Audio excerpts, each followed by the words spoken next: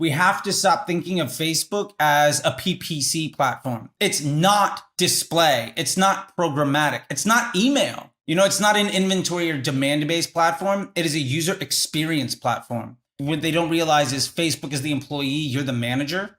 The harder you work, the more you're micromanaging your employees. The more I micromanage an employee, the worse they are.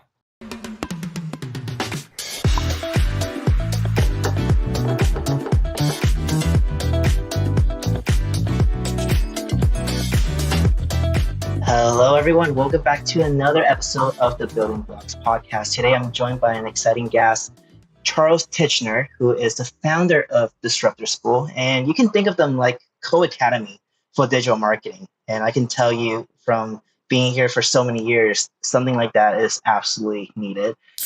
Charles, welcome to the show. Thank you so much, man. I really appreciate it. Crack a cold one? This is a liquid death. That's what I'm rocking at today. You got to murder your thirst. And I feel like, we're going to be talking a lot today. I might as well wet my whistle. Yes. Thirst is definitely getting murdered. Dude, that's a good ad. You should send it to him for UGC ads. I should. Charles, I didn't get to meet you until recently in person. And you're so enjoyable to talk in person that I want to invite you to the show. A lot of people around the space know you as the Facebook guy. You're the guy who has spent an absurd amount of money on Facebook. What's that number again? $400 million on Facebook spent across your accounts and your students? Yeah, something around 300 to 400 million right now. I mean, you have to remember that I have some stuff where it's a 7-figure daily budget. I might have a 7-figure monthly budget. Right. Sometimes it's 8. I've 9 years ago, I was overseeing Activision, Nissan, CBS, and Levi's. Like, they had 8-figure monthly combined budgets. Like, I would spend $1 million a day for CBS on an average basis. So, like, it sometimes D2C, sometimes brand building. But yeah, that number is just absurd. And I was just the right guy in the right room at the right time to be able to have that opportunity. Absolutely. And everyone's talking about Facebook ads this and Facebook ads that. And lately, it's been a lot of negative sentiments because of the changes. And I don't want to just do another show about, let's just complain about iOS 14 changes. Today, I actually want to talk about, some of your findings from spending so much money on Facebook. You're definitely getting a lot more data than the rest of us. I also want to dig in on things like, how do we combat the changes of Facebook as a marketer? Things are actually still working. And I want to go into some controversial stuff, some of your most controversial takes. We'll dive deep into that. But first off, I really want to ask you, how has Facebook changed today compared to 3 years ago? Like, does it still work, or does it just work a little bit less? Yeah, I think Facebook, I'll say it's a double-edged sword. Number one, Facebook is smarter than it has ever been, which means that if you're using it in a way that leverages it, it's easier than it's ever been.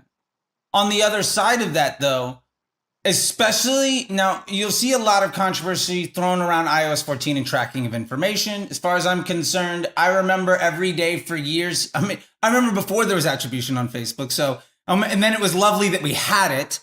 And then everybody complained about it, took too much credit. And now they're saying, well, we don't get enough credit.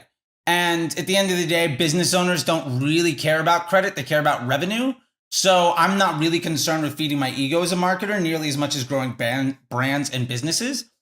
That all being said, what happened last year more than anything, and is attributed to iOS 14, but is actually way more tied in with the rise of TikTok, is Facebook made a very specific point, and they were very public about this, but I don't think it really registered with a lot of folks that they are prioritizing the end user experience more than they have in a very long time.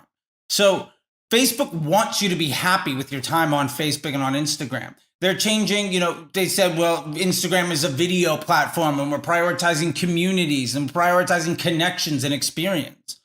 And while iOS 14 came out at the same time, one of the big changes that we saw, and it was just a minor little shift, but because of machine learning, it has compounding impacts, is marketers that don't prioritize the end user experience saw soaring costs on the platforms. And those that did prioritize the way that Facebook users felt on the platform, basically those that cared about their business partner's bottom line, saw tremendous success. And as a for instance, I got a student of mine from the Facebook Ads MBA program. He runs women's print-on-demand jewelry in America. He was upset during Black Friday because his CPMs went up by 50%, all the way to $16 and $18. Most people I know would love to see some CPM like that at all. And that was his super high, competition marketplace, marketing towards women that aren't necessarily wanting to buy, with jewelry, which everybody's trying to hawk. And in that space, because his ads did the job of meeting Facebook's business objectives, he was getting ridiculously low cost of inventory. And so this is really playing into the idea of we have to stop thinking of Facebook as a PPC platform. It's not display. It's not programmatic. It's not email. It's not an inventory or demand-based platform. It is a user experience platform. And the less you try to force your experience you want onto people to try to extract money from them, the more you make Facebook's business objective of time on site and on app and consumer intent positive, the cheaper it's going to be for you to advertise, and the higher the quality of the experiences, the auctions you're going to win. At the end of the day, say you really give a damn about the end consumer. You're running heavily creative testing. There's a branding approach to it. You're running broad, dynamic creatives, lowest cost. You're doing all of that stuff. And I'm working off of interest groups and bidding models and lookalikes and heavily retargeting things, trying to do everything. I might have one or two ad sets that are way better than your broad. But every month you're getting better. Every month I have to work harder and harder just to maintain the same thing, because I am basically making it more and more difficult just to stay afloat every month. And after a year, I'm probably going to struggle to stay on the platform, and you might struggle with funding because you ran out of money because you've been doing so much. And I've had more people struggle with having to go to VCs early and inventory issues than I have people being priced out of the marketplace when you align yourself with Facebook's objectives. And I think every platform, every business relationship works like that. Any relationship, honestly. If you had a friend that said, this is what I need from you, if my wife said, this is what I need from you, and my response was to give her the finger and demand money, we're not going to be in a relationship very long. And there's really no difference with Facebook. I just think that in the last year, that's just amplified. Right. So what you're saying is let Facebook do its thing, because it's just so much smarter than us. And the more you try to work against it, the harder your life will be. Yeah. I'm seeing like the prompts you're saying are usually good prompts for people like running out of inventory or needing more funding to scale. Most people, I would say, listening to this, and 89% of the people are probably like, man, I can't even get my Facebook to work. And I'm quite curious to hear, like, why is that the case? Like, from your assessment, why does Facebook work better for some brands than the other, even if they do the same exact thing? Is there a difference for how you can run Facebook ads for a brand at a certain AOV or a certain like brand recognition versus a brand who is very well known, has a large audience already? What is the different ways to approach these two type of businesses? Yeah, that's a great question. And I've had the luxury, because I have students and clients from all over the world and have been doing it for many years. I've had basically the same business come to me 20, 30, 50 times, like over the years, right? And that's happened all sorts of times. And what I can say is the most important thing in running your Facebook ads is the business model. I think more than anything, outside of running Facebook side, but what happens after the click is so tragically undervalued. I've seen two businesses running basically the exact same. I saw two skincare brands run basically the exact same stuff. Like they were literally sourcing from the same place. They were white labeling more or less the same product. And one of them leveraged influencer marketing, Google, like search and email, and made a lot of money or made a lot of profit margin, but had a really hard time growing. And the other one heavily favored customer service and Facebook ads. And as a result, they ran at a much lower profit margin per transaction, but they run at a much higher profit margin per customer. And one of them went out of business in 18 months. The other one exited for an 8-figure exit in 26 months from founding. So one of them was a $24 million deal. The other one fired everybody and closed up shop. And Oh man. the big difference there is one of them focused on return on ad spend, right? And marketing efficiency. They were like, every penny we get is supposed to bring in more stuff. The problem is, if you're not feeding the pool and you're not generating return income, then you ultimately don't have a business model built to scale. And I want to give credit to Cody Plofker of Jones Road Beauty, who said something on a podcast. And he said, I think it was a tweet or in a podcast, but he said, a good business will scale an ad account.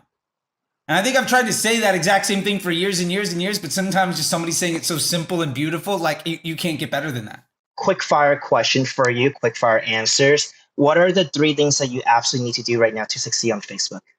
I think the 3 things that I highly recommend everybody do is 1, embrace broad as soon as possible. Remember, broad is a noun, not an adjective. It is age, gender, and location. Every bit of targeting you put on top of that adds to the cost of CPM because ads do the targeting. That's an objective fact, so why not let the system find the right people? That in mind, also, I'm using dynamic ads as much as possible.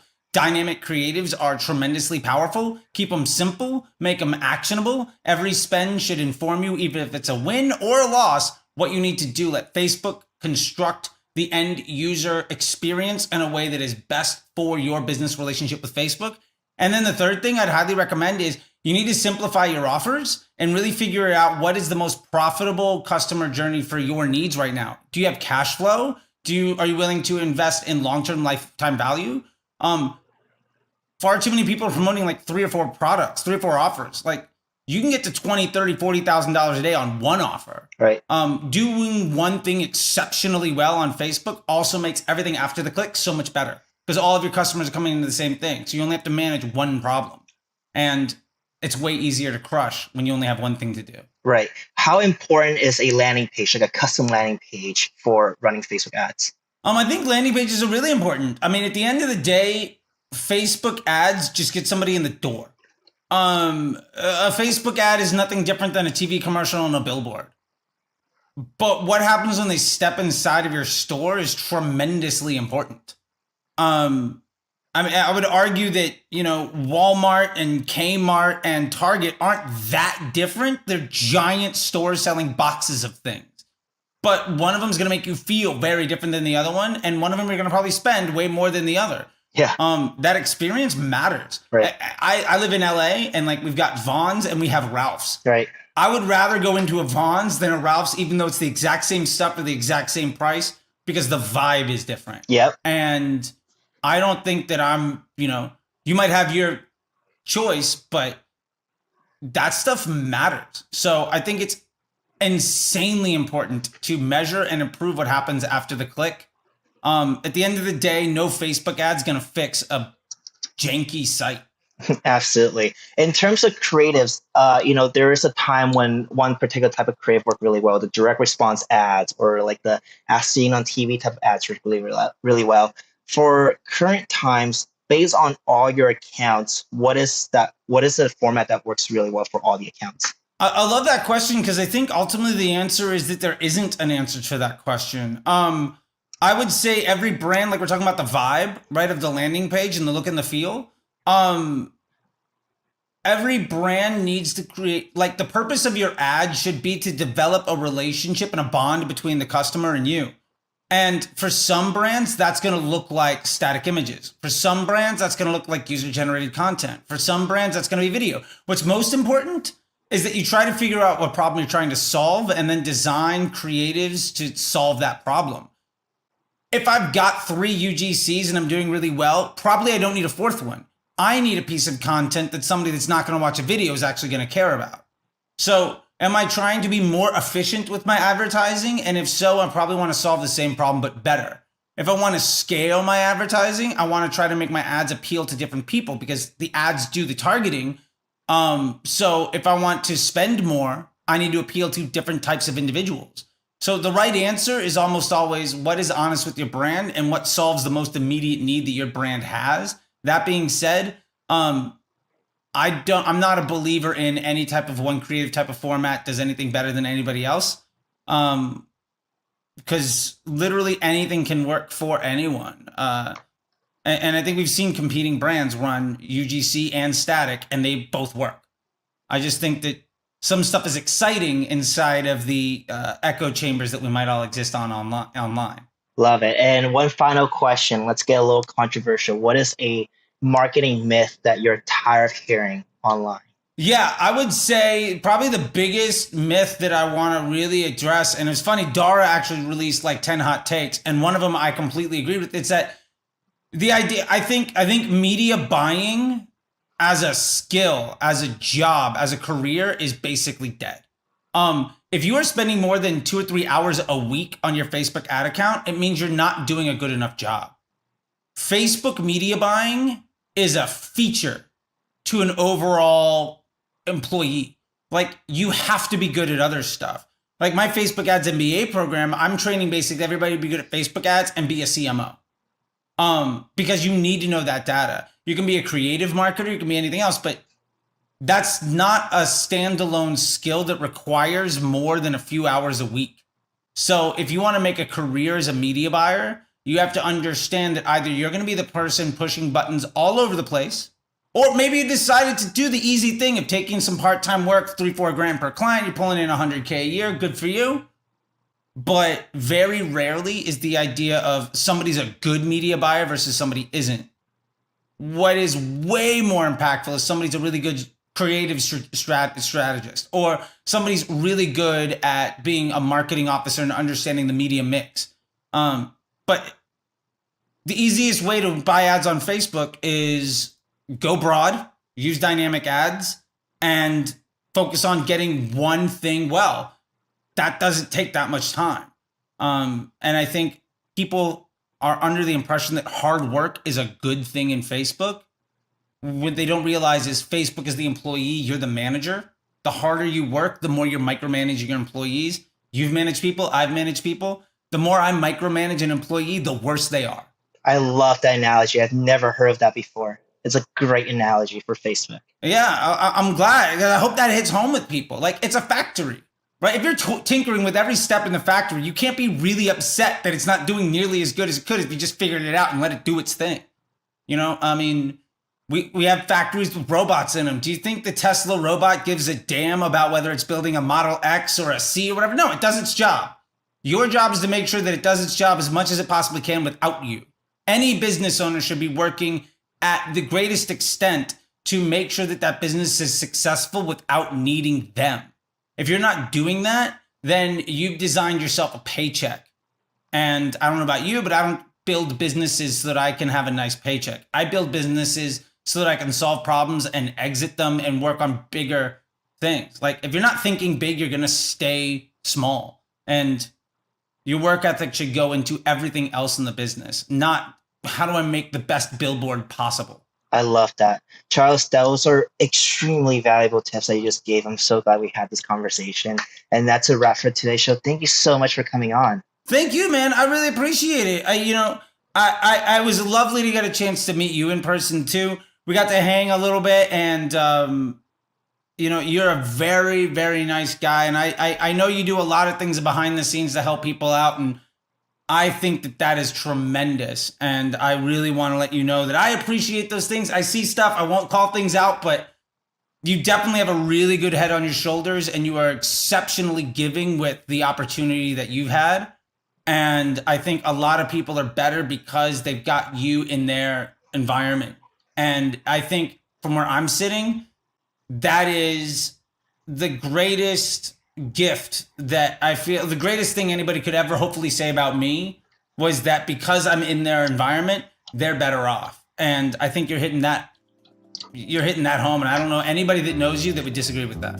Thank you, Charlie. You're just, that was the biggest compliment you could have given me. Thank you so much. You just heard an episode of the Building Blocks podcast. If you like what you heard, subscribe below to keep hearing conversations that I have with brilliant marketers, founders, and innovators on how they built their best ideas. Now, if you want to learn how you can turn your best ideas and build something massive out of it, visit my website, bbclass.co, or follow my Twitter